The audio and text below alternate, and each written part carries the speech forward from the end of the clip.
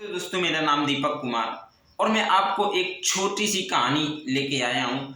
किसी जंगल में एक शिकारी शिकार करने के लिए गया और वहाँ वो सुबह से शाम तक रुका, लेकिन उसे एक भी शिकार नहीं दिखा।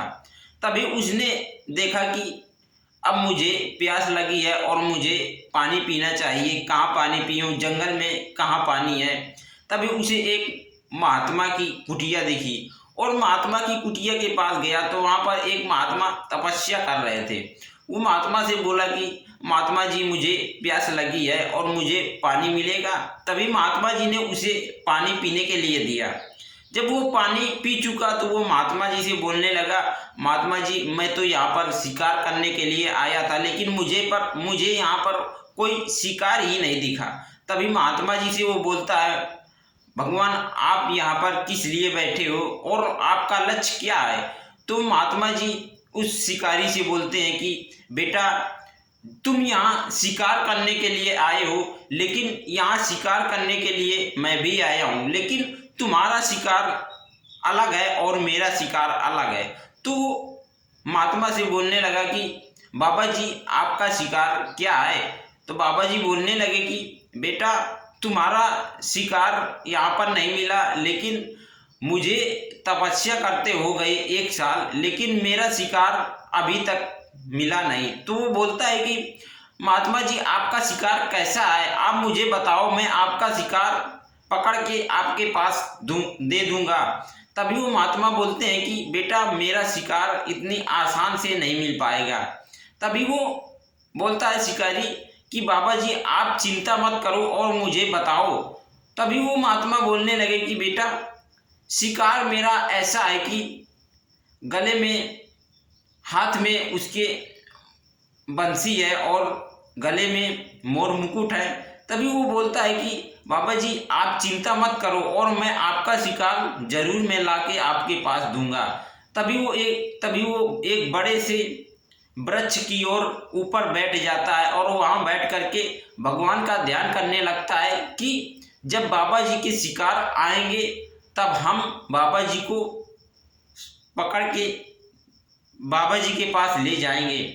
और तभी वो 1 दिन बैठा रहता है, 2 दिन बैठा रहता है और उसी पेड़ के नीचे जाल बिछा देता है कि बाबा जी के शिकार जब यहाँ पर आ जाएंगे तो हम ले जा करके बाबा जी को दे देंगे। तभी वो वहाँ 1 दिन, 2 दिन, 3 दिन बैठे रहता है और उसे नींद आ जाती है 4थे दिन। तभी जब उसे नींद आ जाती है तो भगवान वहाँ पर आते हैं और आकर के जब उसकी आँख खुलती है तो वो देखता है कि जैसा बाबा जी बोल रहे थे ये शिकार वैसा ही है। तभी वो उनको, भगवान जी को ले जा करके बाबा जी के पास ले जाता है और कहता है बाबा जी से, बाबा जी, आपका शिकार मिल गया, लो। तभी बाबा जी जब देखते हैं, अरे ये तो मेरे प्रभु हैं, इसे कैसे मिले। एक तो बाबा जी फिर आश्चर्य हो जाते हैं, कहते हैं कि बेटा, तुम्हें ये भगवान मेरे कैसे मिले। तभी वो बोलता है कि बाबा जी, मैंने प्रतीक्षा बहुत किया, इसी वजह से मुझे आपके शिकार मिल गए हैं। तभी मैं आपको समर्पित करने आया हूँ। तभी वो बोलता है कि बाबा जी, लो अपना शिकार और मैं यहाँ से जा रहा हूँ।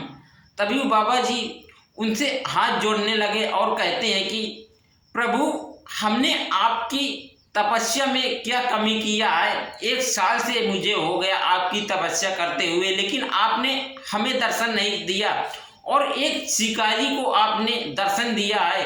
तभी वो भगवान बोलते हैं कि महात्मा जी, आप हमें इतने ध्यान से नहीं पूजा करते थे जितने ध्यान से ये शिकारी हमें पकड़ने के लिए बैठा था और पूरी लगन हम पर ही लगाए हुए था कि जैसे ही शिकार मिलेंगे तो शिकार हम पकड़ करके बाबा जी के पास तुरंत ले जाएंगे। तो इसी प्रकार हमें कोई भी कार्य करना चाहिए तो ध्यान से करना चाहिए और मन लगाकर उसी कार्य में ध्यान देना चाहिए, तभी हम सफल हो पाएंगे। हम लोग ऐसा करते हैं कि कोई भी कार्य करते हैं लेकिन उसमें हाथ पैर चलाते रहते हैं, ध्यान दूसरी तरफ है और मन दूसरी तरफ है, लेकिन हम कार्य वो करते हैं जो हमारे करने लायक है। तो इसी प्रकार हमें कोई भी ऐसा कार्य जब करते हैं तो हमें उस तरफ ध्यान रखना चाहिए और मन लगाना चाहिए, तभी हम उस कार्य में सफल हो पाएंगे, वरना हम सफल कभी भी कोई कार्य में नहीं हो पाएंगे। जब कोई आप कार्य करते हो तो 100% उसमें दिमाग ही लगाओ, तभी वो कार्य आपका पूरा होगा और आपका मन भी लगेगा।